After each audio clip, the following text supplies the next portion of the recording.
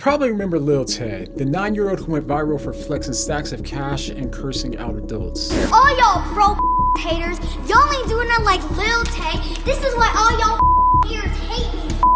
This cost me $200,000. Or more recently, maybe you remember the headline that said that she was no longer with us at the age of 14. Lil Tay's loved ones are mourning the loss of an internet sensation. But she wasn't rich, and she's still with us. In fact, just this week she launched an OF and made $1 million in just 3 hours, and somehow, no one's surprised. But beyond the viral fame is a much darker story, one about manipulation and exploitation, and maybe the saddest part is, if you knew her story, everything would make sense. In order to understand why her story is so tragic, we have to go back to her childhood. Because before she was a viral headline and a controversy magnet, she was a little girl named Claire. She was born in Atlanta in 2007, raised mostly in Vancouver, but from the beginning, her life was fractured.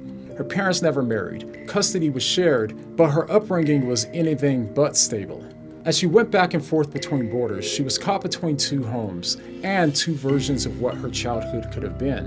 And while most kids her age were learning to draw or to ride bikes, Claire was learning something else entirely. At just 9 years old, she disappeared. Not literally, but the quiet girl named Claire was replaced by a character that was louder, flashier, and ultimately unrecognizable. She was now Lil Tay. You already know what it is. Lil Tay, the youngest flex of the century. I'm only 9 years old, but I'm richer than all y'all broke haters.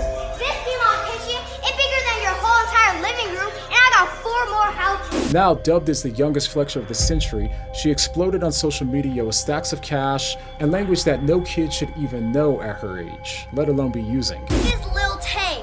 I'm richer than all y'all broke ass niggas. Okay, but here's what gets crazy. Because even though she was known as a symbol of everything people said was wrong with Gen Z, none of it was real. The houses were staged, and the cars didn't even belong to her family. They were borrowed from her mom's real estate listings, used without permission of the owners. And maybe even more disturbing, her attitude was later shown to be scripted.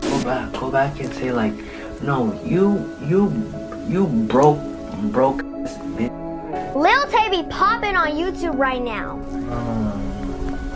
Really do. You need to be like more ignorant. You have to be like, ooh, Lil Tay out here. You still irrelevant, like I said last time. What do I say? Behind the camera, her older brother Jason coached her, feeding her lines packed with profanity and racial slurs. But in reality, she wasn't acting out, she was being directed. And once that truth started to surface, everything collapsed. Her mom lost her job, and we didn't hear much from her or her family until her parents' custody battle became public.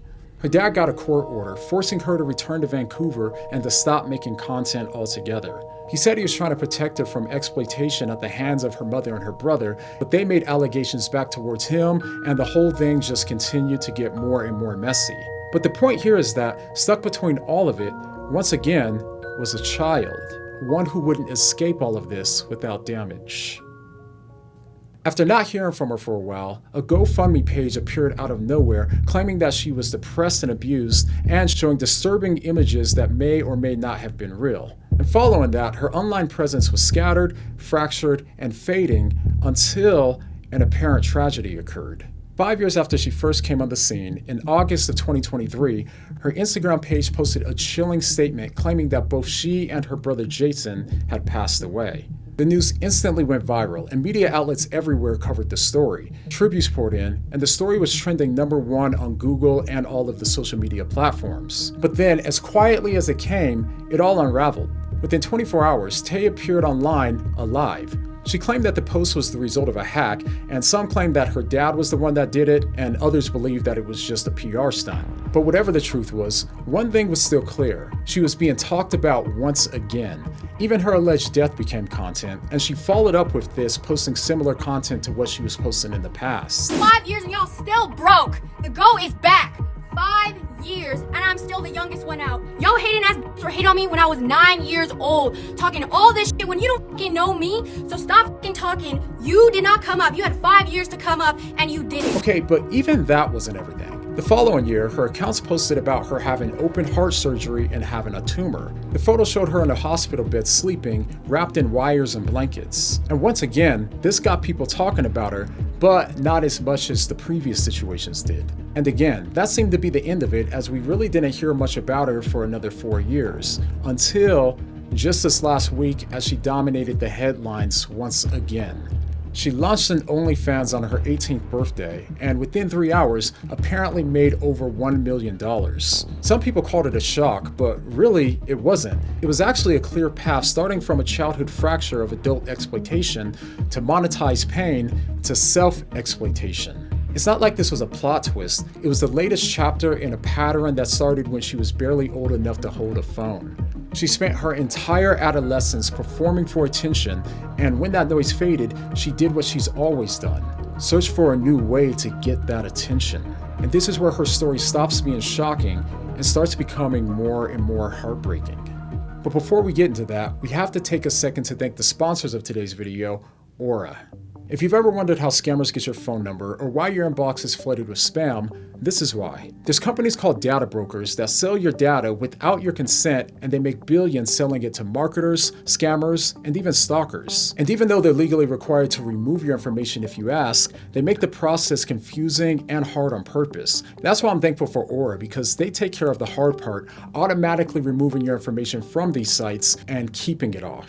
Aura monitors the dark web for your phone number, email address, and social security number, and will quickly let you know if someone's trying to open up an account. And even better, if something ever does happen, they'll cover you with up to $5 million in identity theft insurance. The app also comes with a bunch of other safety features as well, and if you go to my link aura.com/whatdoyoumeme, you can try 14 days for free, and that should be enough time for Aura to find out if any of your data has been exposed, so that way you can learn about it before these companies are forced to notify you. So go to aura.com/whatdoyoumeme or click the link down below to try 2 weeks for free. All right?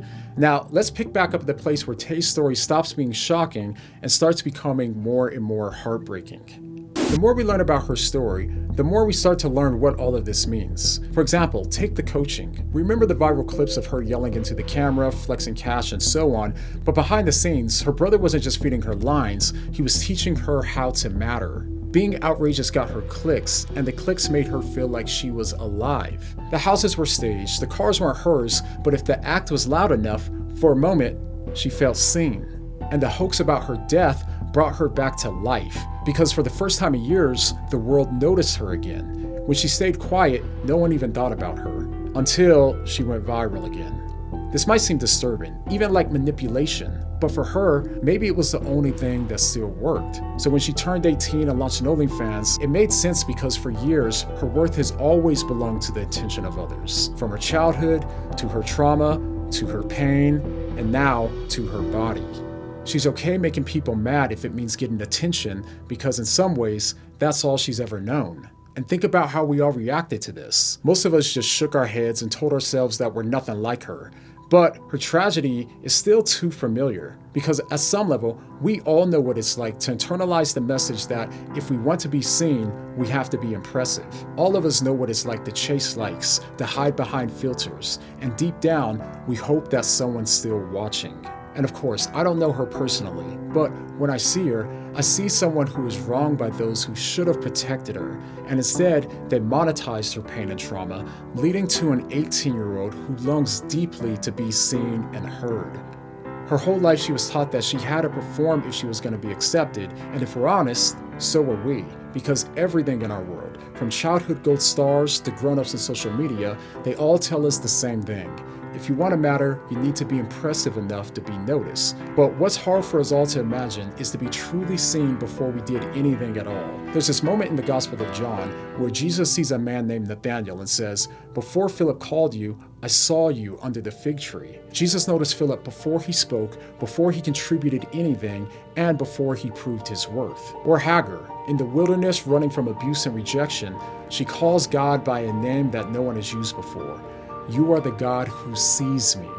And maybe the most gripping of all, the woman at the well. Jesus knows everything she ever did and didn't turn away.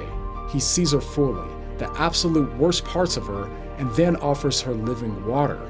That's the difference. Jesus doesn't just scroll past the unfiltered version of you. He doesn't need you to perform. He just stays. Being seen by him isn't like going viral or doing something amazing. It's more like a parent who watches their child sleep. They're being adored, not because they're doing anything impressive, but because they're theirs. It's the kind of gaze that says, I know the very worst parts of you.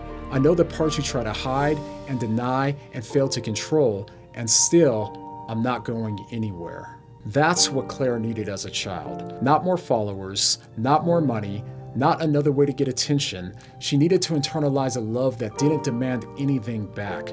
She was never meant to be a product to be consumed. She is a person made in the image of a God who sees and loves the unseen.